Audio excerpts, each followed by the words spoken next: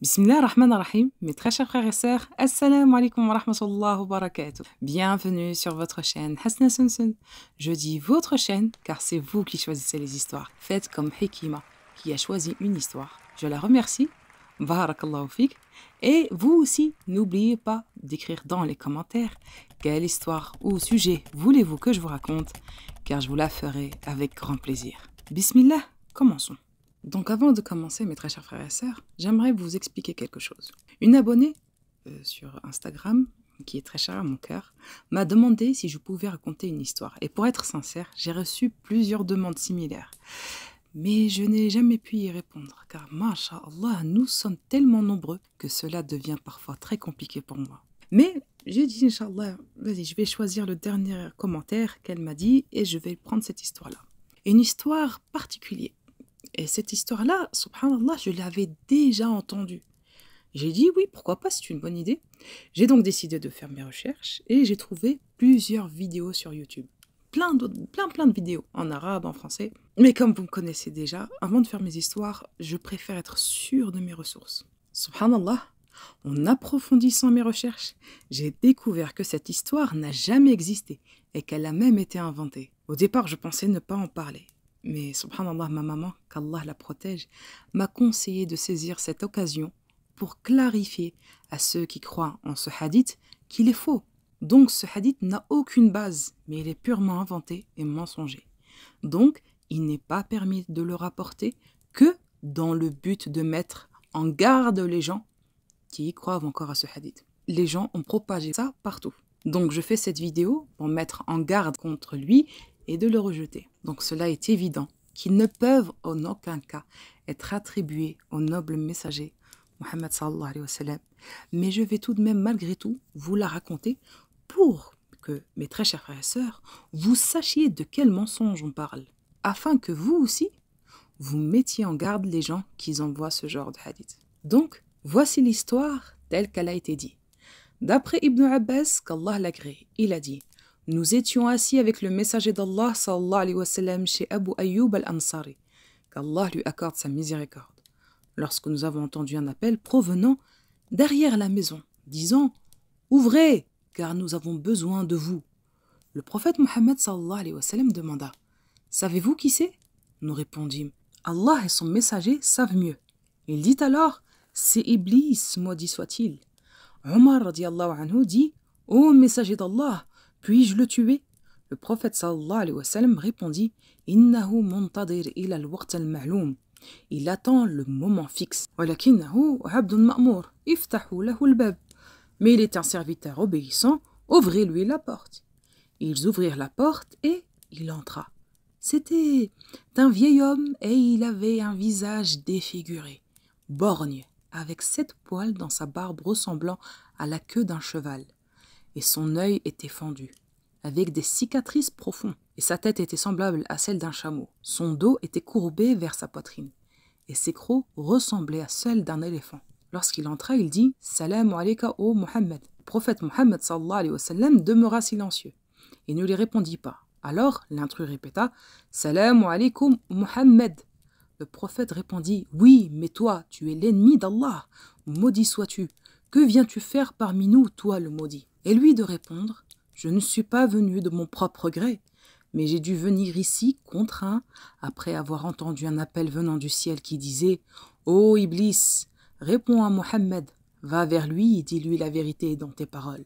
Par ma grandeur et ma majesté, si tu lui dis un mensonge, je ferai de toi de la poussière. Subhanallah, et dire que ce hadith est un mensonge, les gens n'ont aucune scrupule. Je continue. Ensuite, un grand ange des cieux est venu me dire: va et dis la vérité dans tes paroles, et c'est ainsi que je suis venu. Comme je vous l'ai dit, mes très chers frères et sœurs, ce récit ne provient pas d'une source authentique et souvent classé comme inventé ou faible en raison des chaînes de narration douteuses.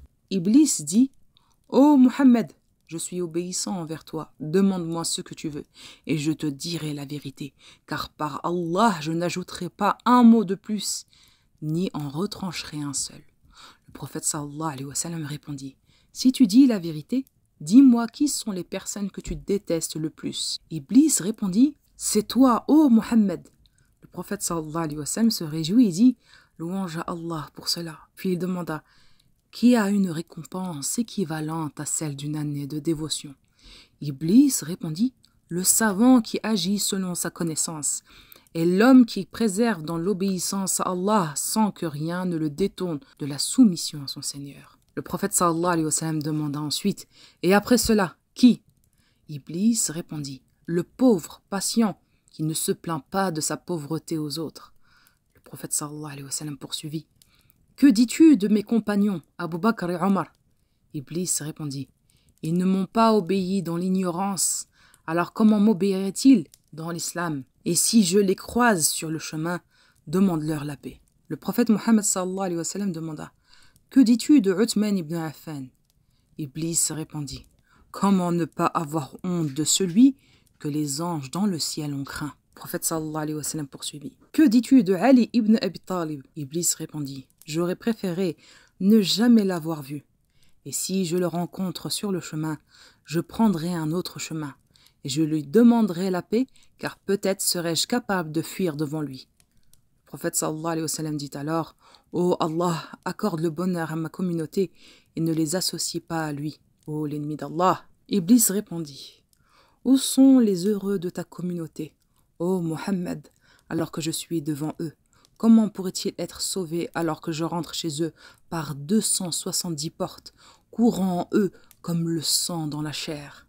Par celui qui m'a créé, je vais égarer tous les savants, les ignorants, les adorateurs, les récitateurs et les imams, à l'exception des serviteurs d'Allah sincères.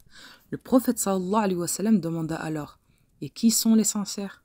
Iblis, l'ennemi d'Allah, répondit, les sincères sont ceux qui ont renoncé à ce monde pour le bien de ceux qui vivent, qui détestent les pièces de monnaie et les dinars qui ne sont jamais rassasiés et qui donnent en charité aux pauvres et aux nécessiteux. Ô Mohammed, tant que l'homme cherche à remplacer l'autre monde par ce monde et qu'il aime ce monde et ses désirs, tout en négligeant l'au-delà, alors je l'influence, car l'amour de ce monde et de l'argent fait partie des péchés majeurs. Ô Mohammed, ne sais-tu pas qu'il naît chaque jour 1000 enfants pour moi, et que pour chaque enfant, 1000 démons naissent chaque jour?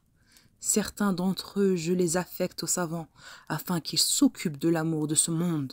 D'autres, je les affecte aux porteurs du Coran, d'autres aux vieillards, aux femmes âgées et aux jeunes garçons et filles. Ils sont sous mes pieds, je joue avec eux comme je le souhaite. D'autres, je les affecte aux commerçants et d'autres aux adorateurs qui prient dans les montagnes. Le prophète Mohammed sallallahu alayhi wa sallam demanda, qui sont ceux qui suivent tes pas, ô ennemi d'Allah? Il répondit, ceux qui mangent de l'usure et des choses interdites, qui abandonnent la prière et ne la font pas à temps, et ceux qui détestent les savants. Le prophète sallallahu alayhi wa sallam demanda, qui est ton agent parmi eux? Iblis répondit, celui qui mange de l'usure. Le prophète sallallahu alayhi wa sallam continua, qui est ton invité parmi eux? Iblis répondit, le buveur d'alcool. Le prophète sallallahu alayhi wa sallam demanda, qui est ton compagnon? Iblis répondit, celui qui retarde la prière au-delà de son temps et le fait négligemment, comme un coq picorant les graines. Le prophète sallallahu alayhi wa sallam demanda, qui est la personne la plus honorable à tes yeux? Iblis répondit, celui qui te déteste, toi et tes compagnons, ô Mohammed. Le prophète sallallahu alayhi wa sallam poursuivit, qui est ton généreux parmi eux? Iblis répondit, celui qui honore son propre ego et avare envers sa famille. Le prophète sallallahu alayhi wa sallam demanda, qui est ton compagnon vers le feu? Iblis répondit, ceux qui jugent sans droit, ceux qui rendent des jugements injustes.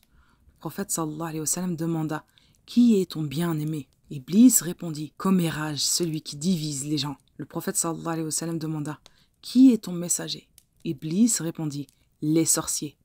Le prophète sallallahu alayhi wa sallam poursuivit, qui est ton écrivain? Iblis répondit, les tatoueurs. Le prophète demanda, qui sont tes lecteurs? Iblis répondit, les poètes et les pleureuses. Le prophète demanda, qui est ton mu'addin? Iblis répondit, les musiciens. Le prophète demanda, quel est ton lieu de rassemblement?